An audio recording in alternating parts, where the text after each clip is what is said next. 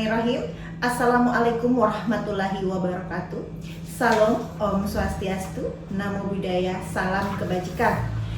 Salam sejahtera bagi kita semua. Perkenalkan, saya Nurse Ayu Sri Wahyuni, SKF MKes. Saya adalah dosen pada program studi S1 Keperawatan, Fakultas Kesehatan, Institut Kesehatan dan Bisnis Siti Fatimah Mamuju dengan NUPTK 714-776-766-823-7003,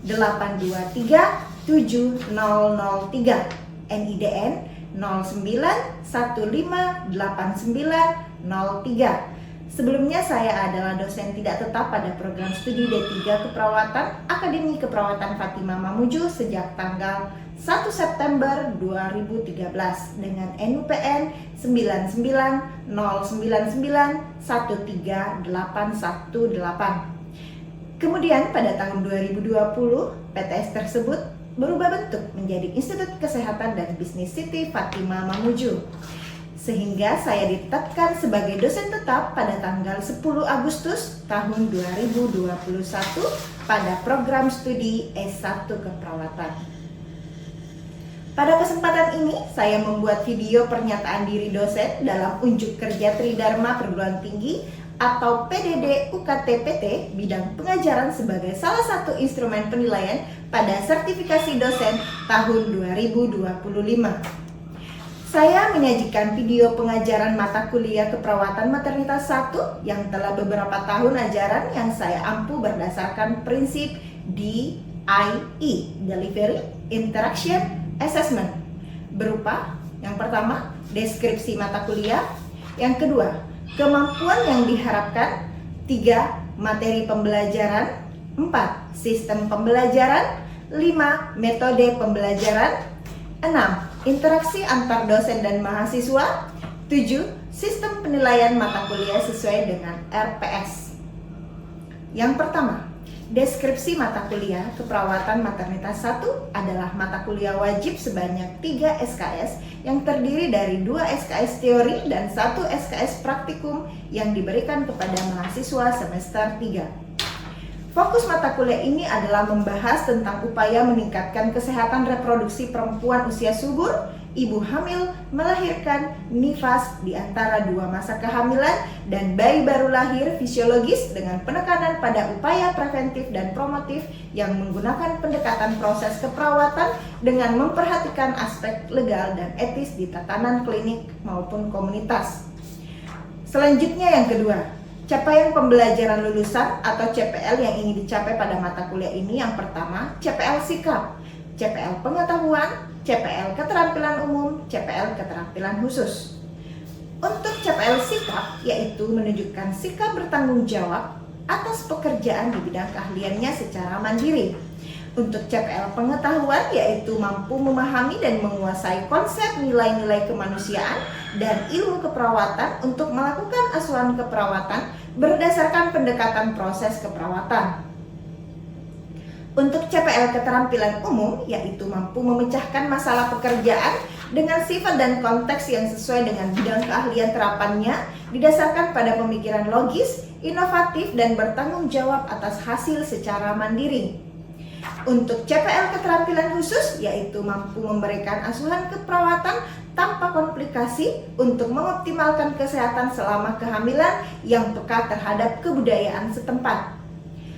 Adapun capaian pembelajaran mata kuliah atau CPMK, yaitu pertama, melakukan asuhan keperawatan, yang kedua melakukan simulasi pendidikan kesehatan, yang ketiga mengintegrasikan hasil penelitian, yang keempat melakukan simulasi pengelolaan asuhan keperawatan, yang kelima mendemonstrasikan intervensi keperawatan wanita usia subur atau usia reproduksi, pasangan usia subur, wanita dalam childbearing atau hamil, melahirkan dan setelah melahirkan, dan bayinya sampai usia 28 hari, keluarga dengan wanita pada masa childbearing dengan memperhatikan aspek legal dan etis. Dari kelima CPMK ini memiliki turunan sub CPMK yang terdiri dari pertama, mengaplikasikan, menempatkan, dan menilai anatomi dan fisiologis sistem reproduksi. Yang kedua, menganalisis, mengidentifikasi, dan menilai asuhan keperawatan yang tepat selama masa kehamilan, masa persalinan, masa nifas. 5. Mengaplikasikan, mendemonstrasikan, dan menilai ketepatan perawatan payudara dan manajemen laktasi. 6. Mengaplikasikan, mengidentifikasi, dan menilai tindakan yang tepat terkait seksualitas remaja. Yang ketujuh, menganalisis, mengidentifikasi, dan menilai tren dan isu dalam keperawatan maternitas. Kedelapan, menganalisis, mengidentifikasi, dan menilai prinsip etik dalam keperawatan maternitas. Yang kesembilan, mengaplikasikan, mendemonstrasikan, dan menilai ketepatan penggunaan EBNP, Evidence Based Nursing Practice, dalam manajemen kasus pada sistem reproduksi. 10. Mengaplikasikan, mendemonstrasikan, dan menilai tindakan yang tepat untuk memberikan asuhan keperawatan bayi baru lahir. Referensi utama yang digunakan dalam mata kuliah ini adalah Maternal Newborn Nursing Care Plans pada tahun 2012, penulis Green, kemudian Ilustrasi Obstetri, penulis Handretti pada tahun 2014, Keperawatan Maternitas pada tahun 2013, penulis Laudermich et al. Kemudian Maternal Child Nursing Care pada tahun 2014, penulis Perry S. E. et al. Selanjutnya, referensi pendukung adalah karya yang saya hasilkan, yaitu buku Ajar Keperawatan Maternitas 1 pada tahun 2025, penerbit Ganesha Kreasi Semesta. Kemudian Proceeding the My Very International Conference dengan judul The Relationship Between Knowledge and Behavior and Nurses in the Implementation of Episiotomy Wound Care in Normal Childbirth pada tahun 2022.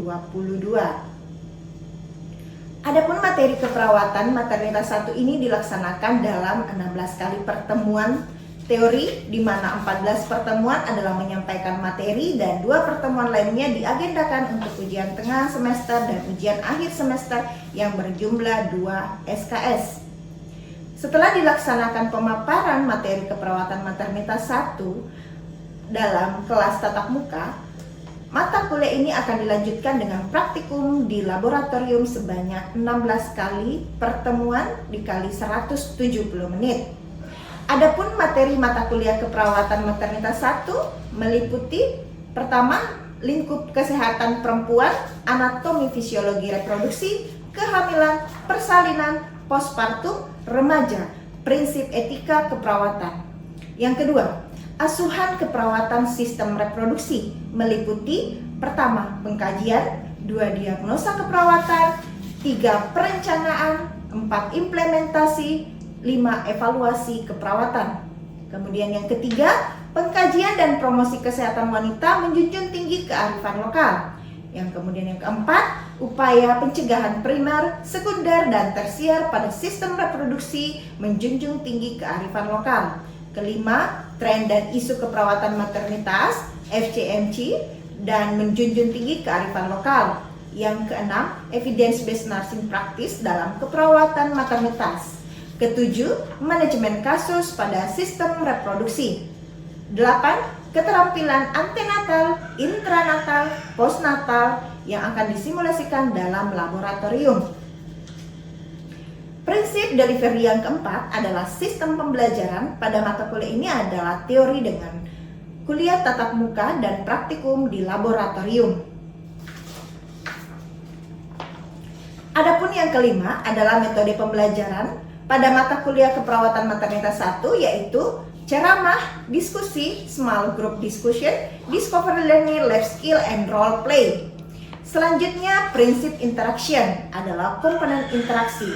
Dalam komponen interaksi ini, saya menitik beratkan pada peran dosen dan mahasiswa yang saling berinteraksi dalam diskusi satu sama lain dalam kelas tatap muka teori. Sedangkan interaksi pada pertemuan di laboratorium salah satunya menggunakan role play, yaitu melibatkan mahasiswa dalam memerankan suatu karakter atau situasi tertentu untuk memahami materi pembelajaran. Berikutnya yang terakhir adalah komponen assessment. Penilaian mahasiswa terdiri dari yang pertama teori, ujian tengah semester 25%, ujian akhir semester 25%, tugas individu 17%, tugas kelompok 13%, tutorial 15%, dan soft skill 5%. Kemudian penilaian kedua ada di praktikum dengan OSCE 60%, penugasan individu 25%, penugasan kelompok 15%. Selanjutnya saya akan menyajikan video tatap muka di kelas dengan mata kuliah keperawatan maternitas 1. Bismillahirrahmanirrahim. Assalamualaikum warahmatullahi wabarakatuh. Waalaikumsalam warahmatullahi wabarakatuh. Selamat pagi. Pagi, Bu. Apa kabarnya hari ini adik-adik? Alhamdulillah, Bu. Oke, baik. Hari ini adalah pertemuan kita yang kedua. Sebelum kita memulai perkuliahan hari ini, kita berdoa dulu sesuai dengan keyakinan kita masing-masing. Doa dimulai. Selesai. Oke, baik. Sub CPNK, capaian pembelajaran mata kuliah kita pada pertemuan yang kedua ini adalah menganalisis, mengidentifikasi, dan menilai asuhan keperawatan yang tepat selama masa kehamilan.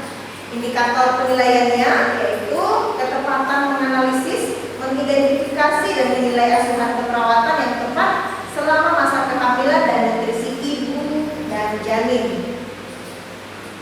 Baik adik-adik, sebelum kita memulai perkuliahan, silakan absen dulu ya, silakan para di absennya. Saya ingin flashback tentang materi kita yang sebelumnya, pertemuan kita yang pertama. Ada yang masih ingat materi kita yang minggu lalu? Saya, Bu. Oke, silakan Siti Aulia Mafira. Jadi materi sebelumnya itu membahas tentang anatomi fisiologi pada sistem reproduksi. Adapun anatomi sistem organ reproduksi eksternal itu ada mons pubis, kemudian ada labio minora, ada labio mayora, kemudian ada kelenjar Bartholin, kemudian ada vestibulum. Kemudian pada organ internal itu ada 4. Yang pertama itu ada vagina, kemudian uterus, ada tuba fallopi, kemudian ada ovarium. Baik, terima kasih. Kita ulang lagi bersama ya. Jadi anatomi dari sistem reproduksi wanita terbagi 2. Ada organ reproduksi Eksternal. Organ reproduksi eksternal terdiri dari yang pertama adalah Mons pubis, labio mayora, labio minora, klitoris, vestibulum, kelenjar Bartholin. kemudian organ reproduksi internal terdiri dari Vagina, uterus, tuba fallopi, dan ovarium. Oke. Oke. Baik, materinya adalah konsep kehamilan atau antenatalika. Sebelumnya saya ingin bertanya, ada yang bisa mendefinisikan, memberikan pengertian apa itu kehamilan? Apa yang Anda ketahui tentang kehamilan? Oke, baik, silakan. Kehamilan adalah kondisi di mana seorang wanita mengalami atau memiliki janin yang berkembang di dalam rahim. Oke, baik. Jadi kehamilan itu adalah memiliki janin yang berkembang di dalam rahim. Menurut dari siapa namanya deh? Kalian Menurut Alia. Nah, pengertian kehamilan, proses fisiologis yang kompleks dimulai dari konsepsi hingga kelahiran yang berlangsung selama periode sekitar 280 hari atau 40 minggu dihitung dari HPHT pada siklus menstruasi normal. HPHT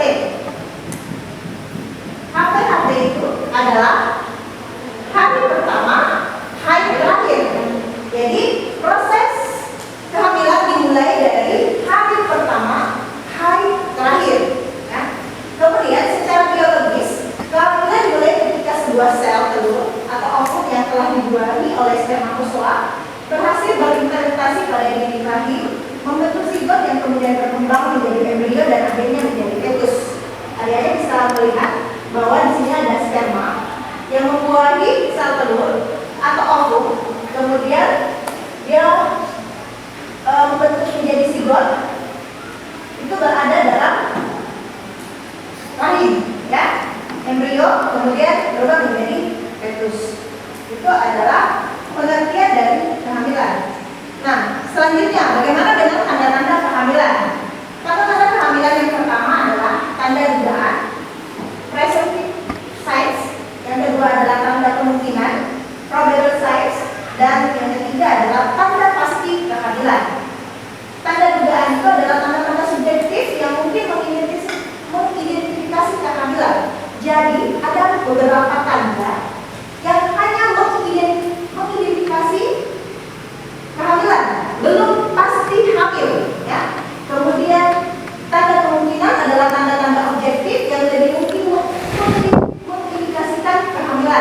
Kemudian yang terakhir adalah pasti. Tanda pasti adalah tanda-tanda secara definitif mengonfirmasi kehamilan. Kita bahas satu persatu ya. Kita mulai dari tanda dugaan kehamilan. Tanda dugaan kehamilan yang pertama adalah amenorrea, tidak adanya periode menstruasi.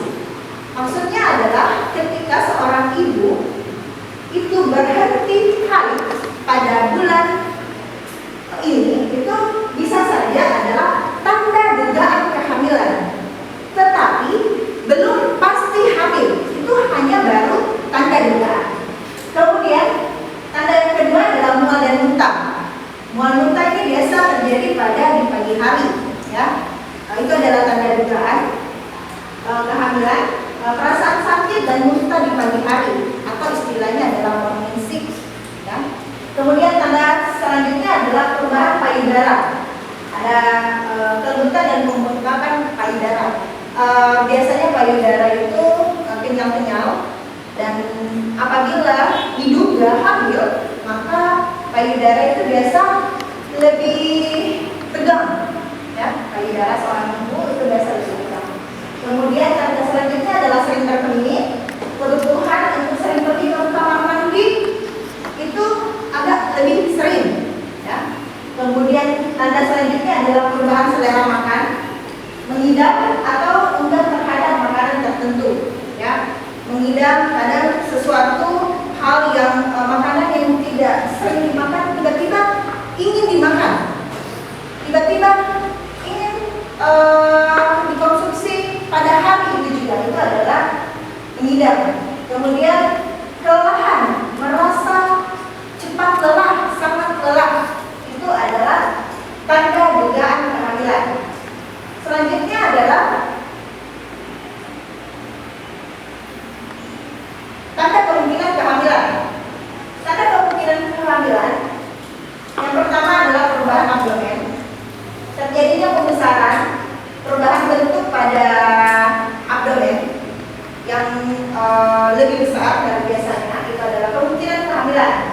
Yang kedua adalah ballottement, perasaan gerakan, ya, atau pemanasan fisik. Kemudian Braxton Hicks, kontraksi tidak teratur, tidak nyeri. Kemudian tes kehamilan positif itu ada dua, tes urin dan tes darah. Kemudian yang ketiga adalah, yang terakhir adalah berulang terus, terjadinya pembesaran dan perubahan bentuk.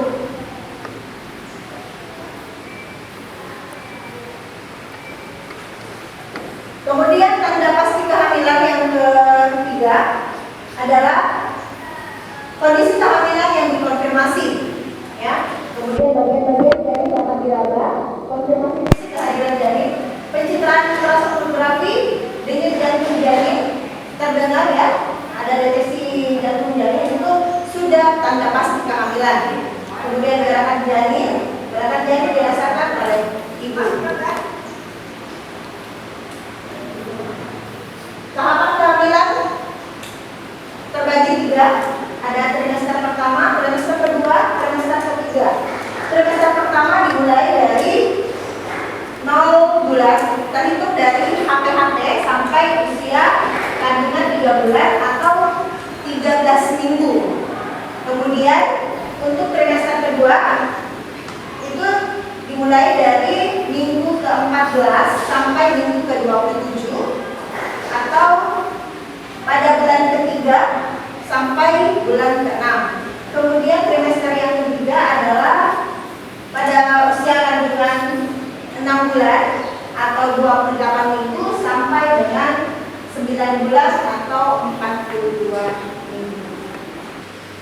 Tahapan kehamilan pada trimester pertama yaitu pada minggu pertama dan sampai minggu ke-12 atau bulan 0 sampai bulan ketiga merupakan periode yang sangat kritis dalam perkembangan janin.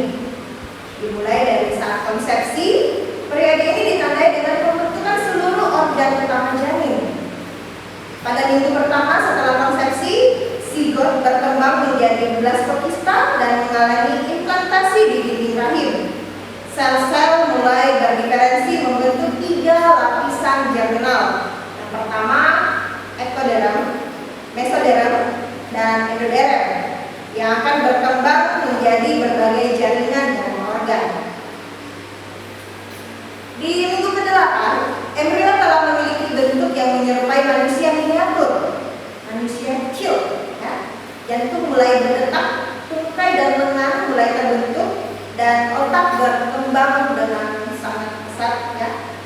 Pada akhir trimester pertama, yaitu di bulan-bulan ketiga usia janin, ya, panjang janin mencapai sekitar 6 sampai 7 cm dan berat sekitar 14 gram.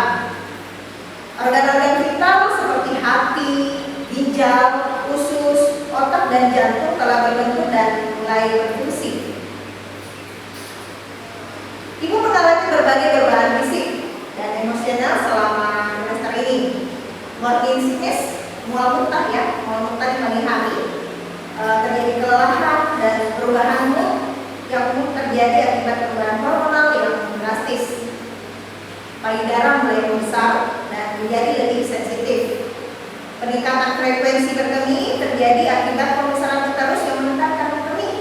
Jadi ibu hamil itu punya perasaan untuk ingin berkemih terus menerus, ya. Kemudian pada perkembangan janin di trimester kedua, yaitu pada minggu ke-13 sampai minggu ke-28 atau bulan ke-3 sampai bulan ke-6, itu sering disebut sebagai periode emas. Kalau yang tadi sangat kritis, sekarang adalah periode emas kehamilan. Ketidaknyamanan trimester pertama umumnya mulai bereda. Morning sickness-nya sudah mulai berkurang, ya. Dan ibu merasakan peningkatan energi dan kesejahteraan. Pada periode ini, janin mengalami pertumbuhan yang pesat. Sistem organ yang telah terbentuk mulai matang dan berkembang lebih lanjut. Sekitar minggu ke-16 sampai minggu ke-20, ibu mulai merasakan gerakan janin pertama kali, ya. Jadi janinnya sudah mulai gerak-gerak di dalam perut ibu itu pada di minggu ke-16 atau trimester kedua. Jadi mulai mengembangkan pola tidur, bangun, dan responnya terhadap suara dan sentuhan semakin meningkat. Jadi kalau misalnya ada sang ayah yang ingin mengelus-ngelus perut ibunya, biasa janin itu sudah mulai bergerak. Ya. Kemudian vermi caseosa mulai melindungi janin, melindungi dari cairan amnion. Cairan amnion ini adalah cairan yang berada di dalam rahim ibu. Ya. Lanugo, rambut halus yang menutupi tubuh janin mulai tumbuh. Terus-menerus membesar dan mulai terlihat dari luar atau istilahnya adalah di depan. Jadi kalau kita lihat dari penampilan seorang ibu hamil pada trimester kedua itu perutnya sudah mulai besar, ya, dibandingkan dengan trimester pertama. Ligamen dan otot perut meregam dan mengakomodasi pertumbuhan ini. Produksi hormon relaksin menyebabkan pelunakan ligamen pelvis sebagai persiapan untuk persalinan. Pada akhir trimester kedua, yaitu bulan-bulan ke-6, janin mencapai panjang sekitar 35 cm dan berat sekitar 900 gram. Jadi terjadi pertumbuhan berat janin dan panjang janin, ya. Nah, bagaimana dengan tahapan kehamilan pada trimester ketiga? Yaitu pada minggu 29 sampai 40, ya, dari bulan 6 ke bulan 9, akhir kehamilan. Ditandai dengan pertumbuhan dan pematangan janin yang cepat. Jadi pertumbuhan itu sangat cepat dibandingkan trimester pertama dan trimester kedua. Janin mengalami peningkatan berat badan yang signifikan dengan penambahan lemak tubuh yang penting untuk regulasi suhu setelah lahir. Jadi kalau misalnya ada bayi baru lahir itu bukan ada putih-putih, itu biasa ada jaringan lemak, ya, yang menempel pada tubuh janin. Organ-organ vital seperti paru-paru mengalami pematangan akhir dan produksi surfaktan meningkat sebagai persiapan untuk bernafas di luar rahim. Jadi paru-parunya yang ini sudah mulai mempersiapkan diri untuk bernafas di luar rahim. Baik, sampai di sini ada yang ingin bertanya tentang materi kita tentang hari ini? Saya, Bu. Oke, silakan. Baik, Bu. Terima kasih. Saya mau bertanya, bagaimana cara kita mengukur usia kehamilan? Baik, Sangat luar biasa pertanyaan dari Mary. Pertanyaan Mary adalah bagaimana cara mengukur atau menghitung usia kehamilan pada ibu. Untuk menghitung usia kehamilan itu harus berdasarkan HPHT. Harus diketahui dulu berapa hari pertama haid terakhir seorang ibu. Misalnya hari ini adalah tanggal 1 Juli 2025. Kita menemukan seorang ibu dengan HPHT 15 Juni 2025, maka usia kehamilan seorang ibu adalah 15 hari. Ya, jadi hari pertama haid terakhir itu cara mengukur usia kehamilan. Contoh selanjutnya, ketika hari ini adalah tanggal 1 Juli, kita menemukan ibu dengan tanggal 1 Januari 2025. Kira-kira berapa usia kehamilan seorang ibu hari ini? 6 bulan. 6 bulan. Baik, itulah tadi materi kita untuk hari ini di pertemuan kedua. Ada yang ingin menyimpulkan? Silakan. Oke, silakan. Jadi kesimpulan yang saya dapat dari materi hari ini itu yang pertama itu pengertian kehamilan, ya, di mana kehamilan itu pengertian terbagi menjadi dua. Yang pertama pada fisiologis dan juga biologis. Nah, fisiologisnya itu mulai dari konsepsi sampai kelahiran. Nah, sedangkan pada pengertian pada biologinya di mana itu kehamilan itu merupakan di mana ketika sel telur itu berhasil dibuahi oleh sel sperma, kemudian berhasil berimplikasi pada dinding rahim. Kemudian ada pun tanda-tanda kehamilan. Yang pertama itu tanda dugaan, tanda kemungkinan, dan juga tanda pastinya. Seperti itu. Terima kasih atas kesimpulan yang disampaikan oleh Ernisa. Kita akhiri pertemuan hari ini dengan ucapan wabillahi taufiq wa hidayah. Wassalamualaikum warahmatullahi wabarakatuh. Waalaikumsalam warahmatullahi wabarakatuh.